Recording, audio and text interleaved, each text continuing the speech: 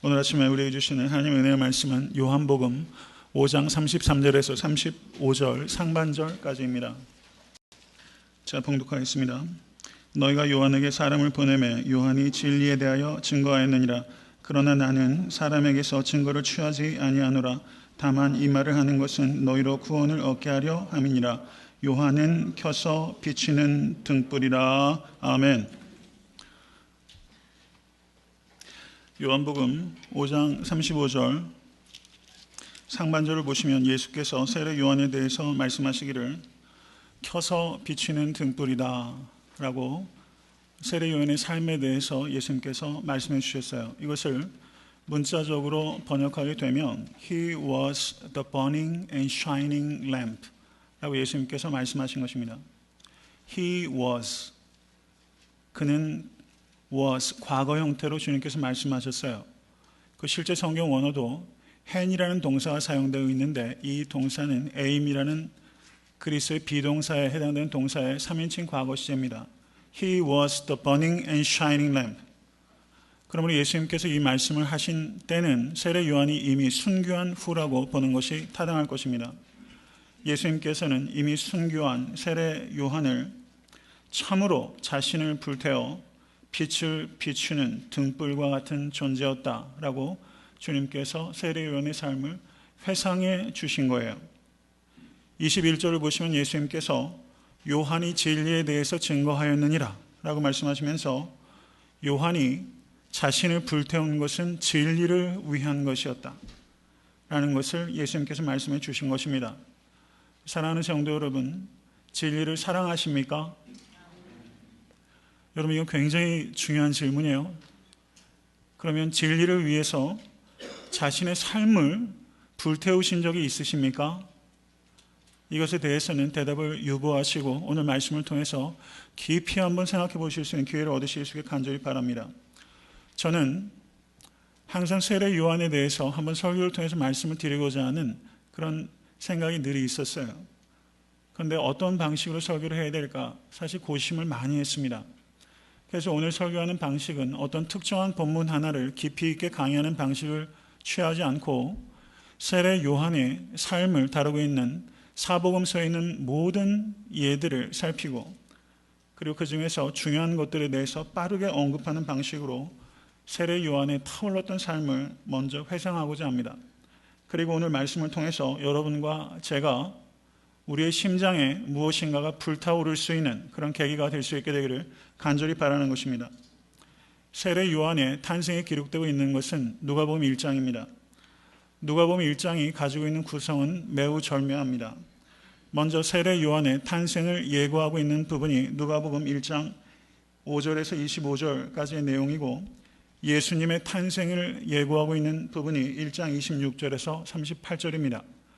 그리고 세례 요한의 탄생을 기록하고 있는 부분이 1장 57절에서 80절까지 기록하고 있고 예수 그리스도의 탄생을 기록하고 있는 부분이 바로 이어지는 2장 1절에서 20절까지 기록되어 있습니다. 세례 요한의 탄생에 대한 예고, 예수님에 대한 예고, 세례 요한의 탄생, 그리고 예수 그리스도의 탄생이 연속해서 이어지고 있는 파노라마처럼 기록되어 있다는 사실입니다. 세례 요한의 탄생과 예수 그리스도의 탄생은 이렇게 시간적으로도 밀접하고 의미적으로도 매우 유사함을 가지고 있다는 것을 누가복음 1장은 우리에게 분명하게 나타내고 있는 것입니다.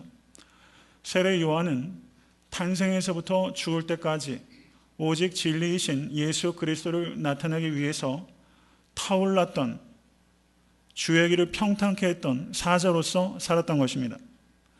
그는 예수 그리스도 이전에 6개월 전에 태어나서 예수 그리스도께서 공생애를 마친 직후에 순교하였습니다. 30년을 막 넘긴 젊은 나이에 그는 진리를 위해서 완전히 타올라서 소멸해버린 진리를 밝히는 등불로 평생의 삶을 헌신했던 것을 우리가 볼 수 있습니다.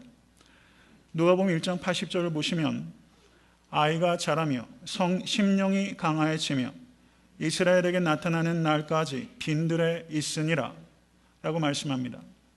세례 요한은 빈들에 있었던 사람입니다. 빈들을 성경 원어로 에레모스라고 합니다. 근데 이 에레모스란 단어가 다른 복음서에서는 광야라고 번역되고 있는 단어입니다. 세례 요한은 광야의 사람입니다.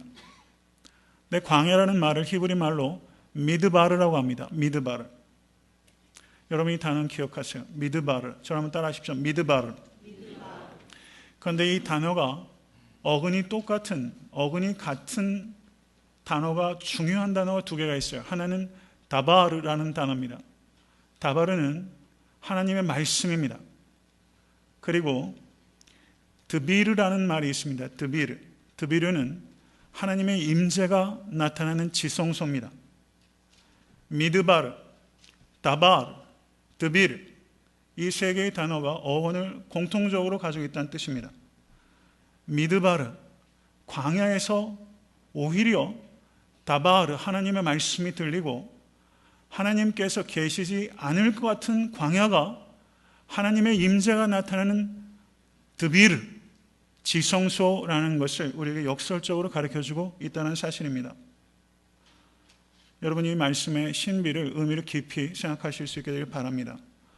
사랑하는 성도 여러분, 혹시 지금 광야에 계시지는 않습니까? 광야 가운데서 고통스러워 계시지는 않습니까? 그렇다면 저는 이런 질문을 한번 해볼 수 있게 되기를 바라요. 이건 진지한 질문입니다. 만약에 나의 삶에 광야가 없다면 내가 더 나은 존재가 될 수 있을까? 여러분 어떻게 대답하실 수 있으시겠어요? 나의 삶 속에 광야가 없다면 나는 더 나은 존재가 될 수 있을까? 여러분 잘 아시는 유진 피터슨이라는 영성가가 이런 말을 했습니다. 다윗이 머물렀던 광야에 실제 유진 피터슨이 여행을 한 후에 이런 말을 했어요. 광야엔 소음이 없다. 짐승들이 약간 있기는 하지만 대개 눈에 띄지 않았다. 사람도 거의 살지 않는다. 그곳에서 시간이 흐르자 시각과 청각과 후각이 극도로 예민해지기 시작했다. 이렇게 말했어요. 충분히 공감이 되시죠? 광야는 오감이 예민해지는 장소입니다. 그래서 들리지 않던 하나님의 음성 다바르가 들리기 시작하고 안 보이던 하나님의 임재가 보이기 시작하는 장소가 역설적으로 광야인 것입니다. 만약에 여러분께서 지금 계시는 광야에서 다바르를 들을 수 있다면 여러분 그 장소는 하나님의 드비르, 지성소인 것을 받아들이실 수 있게 되기를 주님의 이름으로 간절히 축원합니다. 한 시인이 이렇게 고백했어요. 경청하십시오. 광야가 없어져 버린다면 세상은 어떻게 될까? 이 광야를 세상에 남겨둘지어다. 광야여 무궁이 있을지어다. 이것이 시인의 고백이에요. 여러분 이것이 시인이 그저 아름답게 언어적으로 표현했다고 생각하지 마세요. 깊이 의미를 생각해 보세요. 광야여 영원히 있을지어다. 광야는 삶의 고통의 자리이면서 동시에 삶의 신비가 있는 장소입니다. 광야는 분명히 고통을 주지만 광야가 없는 인생은 우리에게 더 큰 고통을 줍니다. 광야에서 길을 잃어버리는 사람도 있지만 광야에서 길을 찾는 사람도 있습니다. 광야에서 하나님과 멀어지는 사람도 있지만 광야에서 하나님께 가까이 가는 사람도 있습니다. 광야에서 죽는 사람도 있지만 광야에서 태어나는 사람도 있습니다. 광야는 이렇게 위험하고 위대한 이중성을 가지고 있는 장소가 바로 광야입니다. 인간 요한을 잉태한 것은 엘리자벳의 모태였습니다. 그렇지만 세례 요한을 잉태한 것은 미드바르, 광야가 세례 요한을 잉태한 것입니다. 여러분 광야를 거치지 않고서 하나님께 쓰임받는 큰 인물은 잉태되지 않습니다. 만약 여러분께서 지금 광야를 통과하고 계시다면 그곳에서 하나님께 쓰임받는 인물로 다시 태어나실 수 있는 계기가 될 수 있게 되기를 간절히 바랍니다. 광야에서 세례 요한은 마태복음 3장 2절을 보시면 회개하라 천국이 가까웠느니라 라고 설교했습니다. 그리고 누가복음 3장 7절에서 14절을 보시면 잘 아시는 대로 이렇게 세례 요한이 설교했습니다. 독사의 자식들아 누가 너희를 가르쳐 장차 올 진노를 피하라더냐. 그러므로 회개에 합당한 열매를 맺고 속으로 아브라함이 우리 조상이라 말하지 말라. 내가 너희에게 이르노니 하나님이 능히 이 돌들로도 아브라함의 자손이 되게 하시리라. 여러분, 이렇게 설교하면 듣기 좋아요? 듣기 안 좋아요? 모르시겠어요? 그럼 제가 다음 주 설교 때 한번 해드릴까요? 세례 요한은 이렇게 설교했던 사람이에요. 세례 요한은 인기에 영합하지 않고 진리에 부합하는 설교를 한 사람입니다. 그는 청중의 기대를 만족시키려 한 적이 없고 하나님의 기대에 부응하려고 부단히 힘썼던 설교자입니다. 세례 요한은 좋은 설교를 하려고 한 적이 없고 바른 설교를 하려고 했던 사람입니다. 바른 설교는 은혜를 끼치려고 하는 설교가 아니라 하나님을 전하는 설교입니다. 하나님을 전하면 은혜가 되기 때문입니다. 바른 설교는 원고로부터 나오지 않고 하나님으로부터 나오는 것입니다. 여러분 믿으세요? 저도 그것을 믿기 때문에 설교할 수 있는 것이고 그것을 믿기 때문에 두려운 거예요. 저는 이런 말씀 전하기가 저한테 얼마나 부담이 되는지 모릅니다. 얼마나 무서운 말인지 몰라요. 어저께 저희 집사람이 토요일마다 제가 사실 일주일 내내 시름을 거듭하고 있지만 집사람이 저한테 가끔 하는 말이 있어요. 60살만 되면 은퇴하래요. 설교를 준비하는 과정도 너무 힘들고 설교대로 사는 것 너무 힘든 것 같이 보이나 봐요. 60살만 은퇴하라고 그 말 가끔 던져요. 농담이 한 80이면 진담도 한 20%는 있다고 믿어져요. 어려운 길인 것 같아요. 바른 설교를 한다는 것, 그게 제 씨름입니다. 여러분 기도해 주시길 간절히 바라요. 하나님으로부터 나오는 설교를 할 수 있도록 기도해 주시기 바랍니다. 방송 진행자인 레슬리 웨더헤드라는 사람이 학교 체프를 통해서 목회자로 헌신한 한 학생을 인터뷰했어요. 제 친구도 대학교 다닐 때 체프일 때 빛이 자기에게 임했대요. 철학도였어요. 하나님을 부인하던 아이예요. 그런데 체프일 때 하나님의 빛이 그 아이에게 임했어요. 그래서 예수님 영접했고 에모리에서 공부했고 그리고 캘리포니아 쪽에서 PhD 했고 지금 신학교에서 일하고 있는데 얼마 전에 우연히 아틀란타 방문했다 만났어요. 체프일 때 목회자로 헌신한 이 학생에게 인터뷰를 했어요. 누구의 설교였습니까? 라고 물었더니 그 학생이 대답한 거예요. 누가 설교했는지는 기억나지 않습니다. 근데 그 예배를 통해서 주님께서 내게 말씀하신다는 것을 깨달았습니다. 이렇게 말했어요. 여러분 성공적인 설교는 설교자가 기억나는 설교가 아닙니다. 오직 주님만 기억나는 설교가 성공적인 설교예요. 여러분 성공적인 목사는 목사의 제자를 만드는 사람이 아니라 그리스도의 제자를 만드는 사람입니다. 여러분 설교의 궁극적인 목적은 성도님들의 감정이 아니라 성도님들의 삶이에요. 여러분 주일날 예배 때 오셔서 감정적인 카타르시스 느끼려고 하지 마세요. 눈물 흘리고 변화되지 않는 것을 더 아파하셔야 됩니다. 눈물 흘리는 것도 쉽지 않지만 눈물 흘리고 변화되지 않는 것은 더 아파하고 더 크게 눈물을 흘려야 된다는 것을 기억하실 수 있기를 간절히 바랍니다. 예수께서 십자가 지러 가실 때 여인들이 울면서 따라왔어요. 그때 예수님께서 뭐라고 하시는지 아세요? 울지 말라고 했어요. 우는 것이 무익한 것이 아니라 울고 변화되는 것이 중요하기 때문이에요. 여러분 은혜 받아야 합니다. 그런데 은혜는 우는 게 아니에요. 은혜는 삶이 변하는 것입니다. 여러분 설교자가 제일 두려운 것은 뭐냐면 말씀을 선포하고 설교자가 말씀대로 살지 못하는 것입니다. 설교자가 말씀대로 살지 못하면 설교자는 곧 그 말씀을 증거하는 것이 아니라 말씀을 정면으로 부인하는 것이 되기 때문입니다. 여러분 그리스도인들이 세상에 나가서 복음을 증거하면서 복음대로 살지 못하면 여러분이 증거한 복음을 증거하는 것이 아니라 그 복음을 부인하는 것입니다. 여러분 이것을 두려워하실 수 있는 여러분과 제가 될 수 있게 간절히 바랍니다. 그러나 세례 요한의 삶은 자기가 선포한 말씀과 부합하는 진실된 삶이었어요. 철저하게 말씀대로 살려고 몸부림치는 삶이 세례 요한의 삶이었습니다. 마가복음 1장 6절을 보시면 요한은 약태터를 입고 허리에 가죽띠를 띠고 메뚜기와 석청을 먹더라 라고 말합니다. 세례 요한의 삶을 한마디로 요약하면 High Standard Simple Life예요. 높은 이상 그리고 단순한 삶을 살았던 사람이 세례 요한입니다. 그는 주의 길을 평탄하게 하는 사명을 위해서 먹고 마시고 입는 것과 같은 삶의 지극히 사소한 일상들 속에서도 고도의 집중력을 잃지 않았어요. 그리고 부단히 단순하게 살려고 노력했던 것입니다. 고린도전서 10장 31절에 너희가 먹든지 마시든지 무엇을 마시든 하든지 다 하나님의 영광을 위해서 하라. 여러분, 먹고 마시는 것 가볍게 여기지 마세요. 먹고 마시는 것 가볍게 여기지 마세요.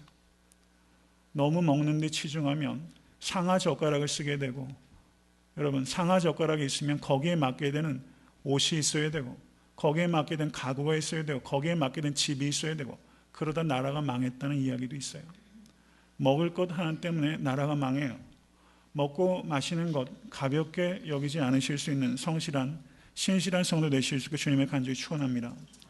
영국 성공의 캔터베리 대주교였던 윌리엄 템플이라는 사람이 이런 말을 했습니다. 저를 따라하십시오. 나를 단순하게 만드신 하나님, 나를 더욱 단순하게 하소서. 여러분, 이 기도는 깊은 기도예요. 나를 단순하게 만드신 하나님, 나를 단순하게 하소서. 그리스도인의 삶을 금욕주의적인 삶이라고 착각하는 사람이 있어요. 아닙니다. 그리스도인의 삶은 금욕적인 삶이 아니라 단순한 삶이 되어야 하는 것입니다. 이 세상의 변화를 꿈꾸십니까? 꿈꾸실 수 있게 될 간절히 바랍니다. 이 세상의 변화는 어디에서부터 오는가? 나의 단순한 삶으로의 변화로부터 이 세상의 변화는 시작됩니다. 여러분, 아멘 하세요. 단순한 삶을 살면 잉여의 시간과 물질이 생기는 것이고, 그것을 위해서 절대적으로 곤고한 가운데 있는 사람을 도우면 이 세상의 변화가 나타나는 것입니다. 세상의 변화는 나의 단순한 삶으로의 변화로부터 이루어지게 되는 것을 항상 기억해야 합니다. 두 번째, 세례 요한의 삶은 겸손한 삶이었어요. 겸손하다고 생각하는 것이 교만이라는 것을 받아들이실 수 있게 간절히 바랍니다. 마가복음 1장 5절을 보시면 온 유대 지방과 예루살렘 사람이 다 나아가 자기 죄를 자복하고 요단강에서 그에게 세례를 받더라. 온 유대 지방과 예루살렘 사람이 다 나왔어요. 이것을 우리식으로 표현하면요, 온 아틀란타와 조지아에 있는 사람이 애틀란타 섬기는 교회로 다 나왔더라. 이렇게 되면 제가 어떻게 되겠어요? 이렇게 안 되는 것이 얼마나 다행인지 몰라요.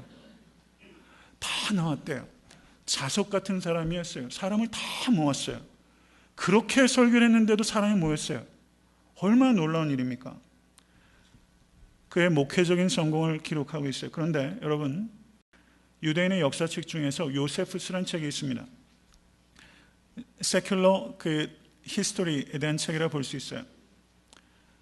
그런데 그 책의 18장에 엔티코티, 유대 고대사라는 섹션이 있습니다. 거기에 117에서 118 항목에 있는 내용을 제가 그대로 인용합니다. 역사책에 이렇게 기록되어 있어요. 요한은 선한 사람, 의로운 사람이었다. 그는 유대인들에게 서로 의를 행하고 살 것과 하나님 앞에서 경건하게 살 것을 강조하면서 그렇게 하고 와서 세례를 받으라고 주장하였다.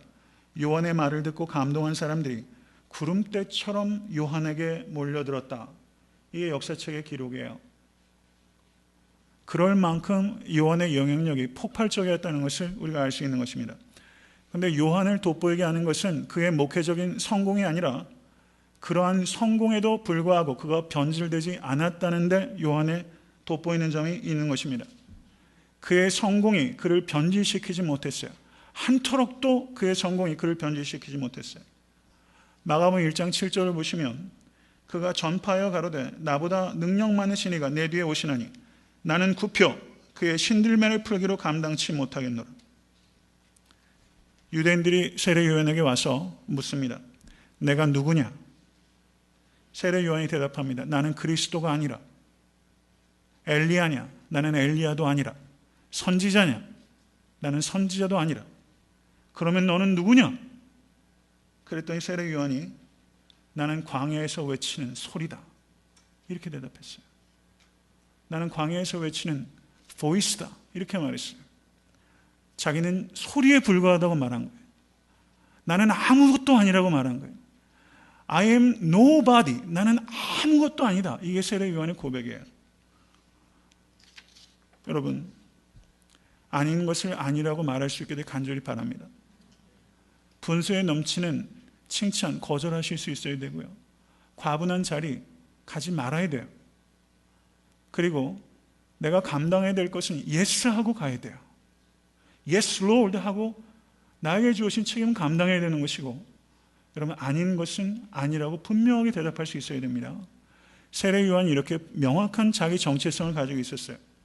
그리고 세례 요한의 겸손의 극치가 요한복음 3장 29절에서 30절에 기록되어 있습니다. 신부를 취하는 자는 신랑이나 서서 신랑의 음성을 듣는 친구가 크게 기뻐하느니 나는 이러한 기쁨이 충만하였노라. 그는 흥하여 하겠고 나는 쇠하여 하리라. 성경에 나타나는 겸손의 최고의 극치적인 표현이 여기에 있다고 저는 그렇게 보여져요. 이 장면이 어떤 장면이냐면요, 세례 요한의 제자들이 세례 요한에게 와서 이렇게 물었어요. 라삐요, 선생님과 함께 요단강 저편에 있던 자, 곧 선생님이 증거하시던 자가 세례를 주매 사람이 다 그에게로 가더이다. 이게 세례 요한의 제자들의 말이에요. 어저께까지 따르던 사람이 예수께 다 간대요. 세례 요한의 제자들이 어떻게 속이 뒤집힌 거예요. 줄 잘못 섰잖아요. 근데 세례 요한은요, 하나님의 어린 양이로다 하면서 예수님의 12제자 중에 안드레도 세례 요한의 제자였어요. 가라고 했어요. 예수께 가라고 했어요. 여러분, 그리스도의 제자는 자기를 따르게 하는 것이 아니라 그리스도를 따르게 합니다. 참된 목사는 자기를 따르는 성도를 키우는 것이 아니라 그리스도를 따르는 성도를 양육하는 것입니다. 사람들이 신랑 대신 그리스도를 따르는 정결한 신부가 될 수 있도록 중매자가 되어야 됩니다.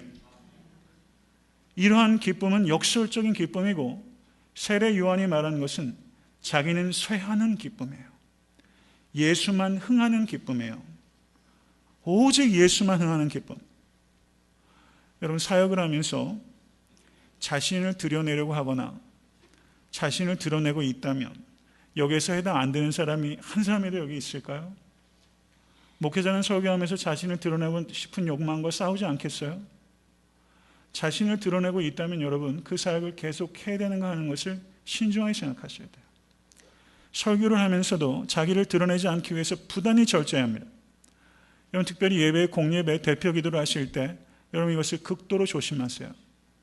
자기를 드러내지 않기 위해서 힘쓰는 기도가 되어야 됩니다. 가급적이면 말을 짧게 하는 게 좋고, 그리고 가급적이면 절제하는 게 좋아요. 대표 기도를 통해서 자신을 드러내지 않도록, 사람을 향하여 말하지 않도록, 기도는 하나님을 향하여 말하는 것입니다. 믿으세요? 여러분, 그렇게 하실 수 있게 간절히 바라요. 설교하고 기도하는 일조차 자기를 드러낼 수 있다고 생각하셔야 돼요. 가장 위선적일 수 있는 게 설교고 가장 위선적일 수 있는 게 기도라는 것을 우리는 두려워해야 됩니다. 세례 요한은 담대한 삶을 살았던 사람이에요. 마가복음 6장 14절에서 29절을 보시면 세례 요한의 죽음이 기록되고 있는 부분입니다. 여러분, 겸손한 것은 유약한 것이 아니에요. 착각하시면 안 돼요. 겸손한 것은 유약한 것이 아니에요. 기독교적 겸손은 담대함입니다. 내게 능력 주신 자 안에서 내가 모든 것을 할 수 있느니라. 그게 기독교적 겸손이에요. 저를 한번 따라하세요. 겸손한 담대함. 담대한 겸손함. 이 두 가지는 분리가 안 된다는 거예요. 이게 기독교적 겸손에 대한 정확한 정의입니다. 겸손한 담대함, 담대한 겸손함. 광야에서 외치는 보이스가 세례 요한의 정체성이었어요. 무엇을 위하여 그가 소리를 질렀습니까? 세례 요한은 이를 위하여 소리를 지른 사람이 아니라 의를 위하여 소리를 지른 사람이에요. 우리가 지난 일주일간 한번 생각해 보세요. 뭐 때문에 소리 지르셨어요? 의입니까? 이입니까? 우리가 하나님의 의를 위하여 소리를 지른 사람입니까? 아니면 개인의 이익을 위해서 소리를 높이는 사람이에요? 세례 요한은 헤로드 왕에게 동생의 아내를 취하는 것이 옳지 않다. 여러분, 이런 말을 할 수 있습니까? 없습니까? 대상이 전제 군주예요. 모가지가 날아가는 일이에요. 근데 얘기하잖아요. 의를 위해서 얘기하잖아요. 이런 사람 찾아보기가 정말 어렵죠. 마가복음 6장 20절을 보면 헤롯이 뭐라고 말하냐면 요한을 의롭고 거룩한 사람으로 알고 두려워하여 보호하며 또 그의 말을 들을 때 크게 번민을 느끼면서도 달게 들음이로라. 원수조차 세례 요한을 존중하고 인정했어요. 대적으로부터도 존경을 받았던 사람이 세례 요한입니다. 헤롯은 양심과 욕심 사이에서 방황했고 오히려 세례 요한을 두려워했다라고 성경은 말합니다. 그리고 한편으로 세례 요한에게 홀딱 반했어요. 세례 요한의 말을 달게 들었잖아요. 원수조차도 그 말을 달게 들을 만큼 매료당하는 인격과 신앙이 세례 요한이었어요. 정말 기가 막힌 사람이 세례 요한입니다. 그러나 헤롯은 결국에는 재판의 과정도 정당한 과정도 없이 세례 요한을 참수했고, 그리고 세례 요한의 머리가 소반, 음식물을 남는 그릇에 세례 요한의 머리가 거기에 담겨져서 다른 사람의 구경거리가 되고 말았어요. 헤롯은 진리 앞에 갈등한 사람이고 세례 요한은 진리를 갈망한 사람입니다. 헤롯은 진리를 죽인 사람이고 세례 요한은 진리를 위해서 죽은 사람이에요. 제가 질문합니다. 여러분, 진리 앞에서 갈등하신 적이 있으십니까? 진리 앞에서 갈등하는 것이 충분하겠습니까? 충분하지 못하겠습니까? 충분하지 못하다는 것을 말씀드리는 거예요. 헤롯도 갈등했어요. 그런데 결국은 진리를 죽이고 말았어요. 그런데 우리 한번 겸손하고 냉정하게 한번 따져보세요. 우리는 과연 진리 앞에 갈등이라도 하고 있습니까? 우리는 갈등이라도 하고 있는가 한번 생각해 보세요. 어쩌면 우리가 헤롯만도 못할지도 몰라요. 헤롯만큼도 갈등하지 않아요. 지난주에 신문에 보니까 한국의 유명한 목사님이 재판정에 있었어요. 그의 아들과 큰 다툼이 있을지도 몰랐다고 이야기를 하더라고요. 저는 그런 일들이 한국 교회에 미치게 될 파장이 너무 두렵습니다. 여러분, 우리가 진리 앞에 정말 갈등하고 있는지 한번 생각하실 수 있게 간절히 바랍니다. 세례 요한을 죽인 헤롯은 두려워했지만 세례 요한은 담대했어요. 세례 요한의 죽음은 여러모로 우리 주님의 죽음을 예견케 합니다. 헤롯은 원하지 않았지만, 그리고 옳지도 않았지만 세례 요한을 죽였고, 빌라도도 원하지 않았고 그리고 옳지도 않았지만 예수를 죽였어요. 헤롯이 오히려 세례 요한을 두려워했고 빌라도가 오히려 예수를 두려워했어요. 세례 요한은 6개월 전에 예수 앞에 태어나서 예수보다 먼저 죽으면서 그의 죽음은 예수 그리스도의 죽음을 예견케 하는 그런 삶이었습니다. 세례 요한은 단순한 삶을 살았기 때문에 단호한 삶을 살아갈 수 있었어요. 여러분, 단순한 삶에 성공하지 못하면 의를 위해서 단호한 삶을 살 수 없습니다. 그리스도인이 복잡하게 살면 의에 대해서 단호할 수가 없어요. 여러분, 단순한 삶을 살아가시고 단호한 삶을 성공하시는 여러분과 제가 될 수 있게 주님을 간절히 축원합니다. 요한복음 10장 41절 42절을 보시면 세례 요한의 순교한 후의 상황들을 기록하고 있는 부분입니다. 40절을 보시면 다시 요단강 저편 요한이 처음으로 세례 주던 곳에 가서 거기 거하시니 라고 말합니다. 예수께서 이제 십자가를 지기 직전의 상황이에요. 그런데 예수님께서 어디를 가시는지를 보세요. 세례 요한이 세례 주던 곳에 가셨어요. 마지막 사역을 시작하면서 자신의 사역이 시작된 곳에 가셨어요. 주님은 하나님의 아들이시면서 동시에 인간이에요. 마지막 사역을 준비하면서 그 사역이 시작된 곳에 가신 거예요. 여러분, 그런 적 없으세요? 이민생활 많이 이사하시다가 어느 날 처음 왔던 곳 가보시고 싶은 적 없으세요? 그 자리로 다시 한번 가서 무슨 실마리를 한번 찾아보려는 마음이 있잖아요. 주님께서 이 자리에 어떤 마음으로 가셨을까를 한번 생각해 보세요. 왜 여기 가셨을까?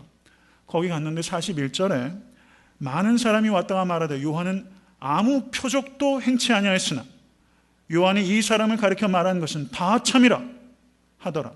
그리하여 거기서 많은 사람이 예수를 믿으니라.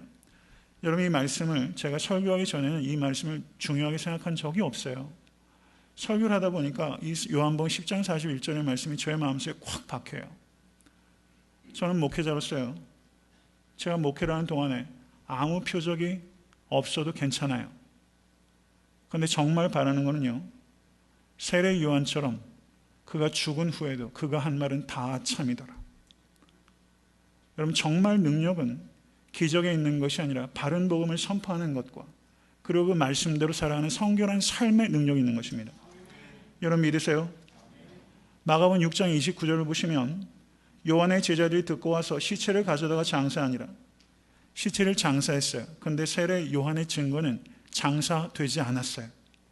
그의 증거는 면면이 살아 흘렀고 많은 사람이 예수를 믿게 하는 역사가 나타났던 거예요. 예수님도 위로가 필요하잖아요. 이제 마지막 사역을 감당하시기 위해서 자기가 세례받았던 곳에 가셨어요. 여러분 그 마음이 얼마나 헛헛하겠어요. 그런데 그 자리에 세례 요한의 증거가 살아있었어요. 많은 사람들이 예수를 믿었어요. 얼마나 주님이 세례 요한이 고마우셨을까 이런 생각이 들더라고요. He was a burning and shining lamp. 주님께서 세례 요한의 삶을 그렇게 회상해 주셨어요. He was. 근데 어떻습니까? 세례 받으셨던 그곳에 갔더니 He is a burning and shining lamp. 아직까지 그는 타오르고 있었어요. 빛나고 있었어요. 여러분 이런 삶을 동경하실 수 있게 간절히 바랍니다. 세례 요한은 주님만 기뻐하고 주님만 사랑하고 주님만 높이는 사람이었습니다. 그는 살아서는 순례자였고 죽을 때는 순교자였어요. 오직 예수님을 위해서 타올랐던 사람 바로 세례 요한입니다. 여러분 제가 대학교 다닐 때 제가 수업을 듣고 있는데요. 교육학 수업을 듣고 있었어요. 제가 수업을 듣고 있는데 뭐가 떨어져요. 하늘에서. 뭐가 떨어지나. 사람이 떨어졌어요. 민주화를 위해서 4층에서 뛰어내린 것을 제가 눈으로 봤어요. 민주화를 위해서 자신의 몸을 불태우고 건물 옥상에서 뛰어내린 사람이 있어요. 그런 행위가 잘하고 못하고를 떠나서 이데올로기를 위해서 자기가 생각한 신념을 위해서도 불사르는 사람이 있어요. 여러분 사회혁명가인 체 게바라를 잘 아실 겁니다. 아르헨티나 사람이에요. 이 사람은 의사였어요. 중상층의 가정에서 태어나서 부족한 것 별로 없던 사람입니다. 마르크스 혁명에 이 사람이 완전히 헌신했어요. 미쳤어요. 게릴라 투쟁에 빠졌어요. 그래서 쿠바에서 공산 마르크스 혁명이 성공했고 카스트로에 이어서 권력서열 2인자가 된 거예요. 권력서열 2인자. 그런데 이 체 게바라가 편지 한 장을 남기고 쿠바를 떠났어요. 그 편지의 내용이 이런 거예요. 쿠바에서 나의 일은 끝났습니다. 그리고 떠났어요. 얼마나 멋져요. 다른 거 다 빼면요. 이런 사람이 어디 있어요. 권력 2인자 자리를 쿠바에서 나의 일은 끝났습니다. 그리고 볼리비아로 갔고 볼리비아 산속에서 게릴라 투쟁에 들어갔다가 정부군에 사로잡혀서 총살됐습니다. 그런데 이 체 게바라가 남긴 글 가운데 이런 게 있어요. 만약에 우리 혁명의 목표가 사람들을 변화시키는 것이 아니라면 나는 그것에 아무 관심도 없습니다. 만약에 우리 혁명의 목표가 사람들을 변화시키는 것이 아니라면 나는 그것에 아무 관심도 없습니다. 저는 목사님 한 얘기 같아요. 꼭. 만약에 우리 복음의 목표가 사람을 변화시키는 것이 아니라면 나는 그것에 아무 관심도 없습니다. 목사가 해야 될 말이죠. 여러분 세상에 여러분 실패한 이데올로기를 위해서도 의사진 아무것도 아니고 권자의 2인자 자리도 아무것도 아니에요. 이 체 게바라는 순교자입니다. 체 게바라는 혁명가예요.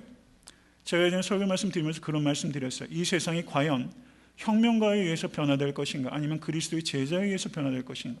여러분 어느 쪽에 여러분 이 인류의 명운을 거시겠어요? 어느 쪽에 희망이 있는 겁니까? 세상이 혁명가로 변합니까? 그리스도의 제자로 변합니까? 그리스도의 제자로 변합니다. 그런데 우리가 어떻게 하고 있습니까? 2차 세계대전이 끝났을 때 코카콜라 사장이 로버트 우드러프라는 사람이에요.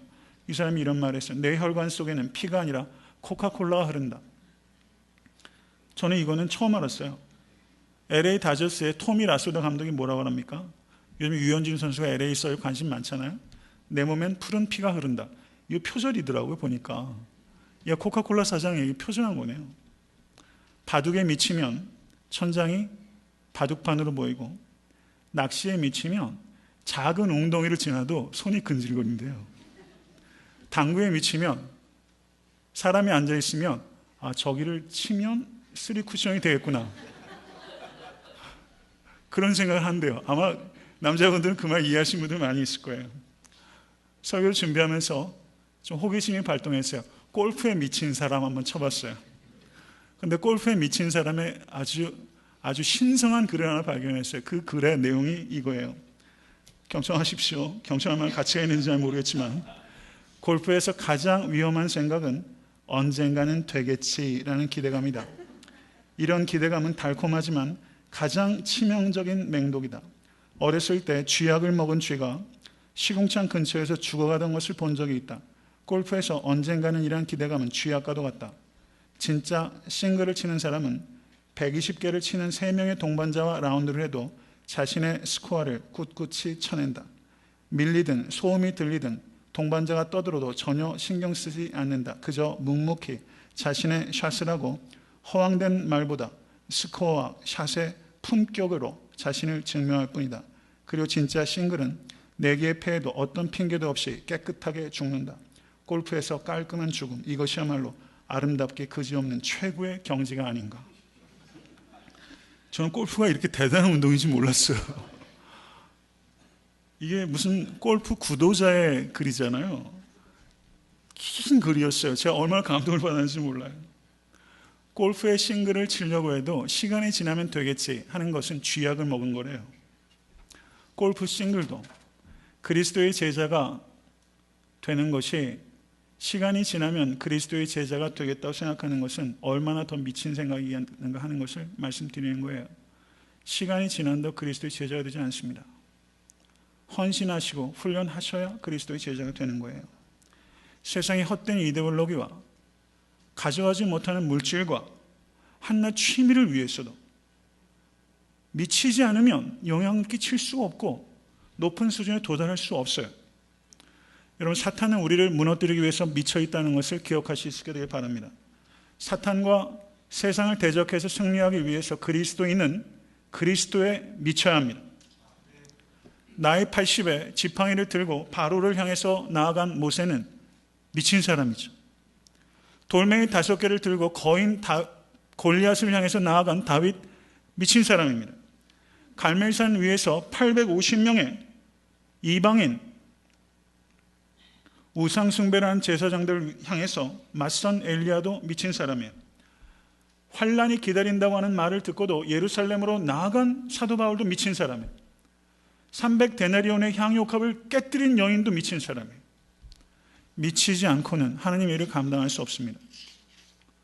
그리스도인들에게 균형이 있어야 돼요. 여러분, 균형을 가질 수 있게 간절히 바랍니다. 성령의 9가지 열매 중에 제일 마지막 열매는 절제예요. 균형이 있어야 돼요. 그런데 균형이라는 말에 함정이 있어요. 그게 뭐냐면, 방향을 찾는 데는 신중해야 되지만 방향이 찾아지면 그 다음에는 과감해야 합니다.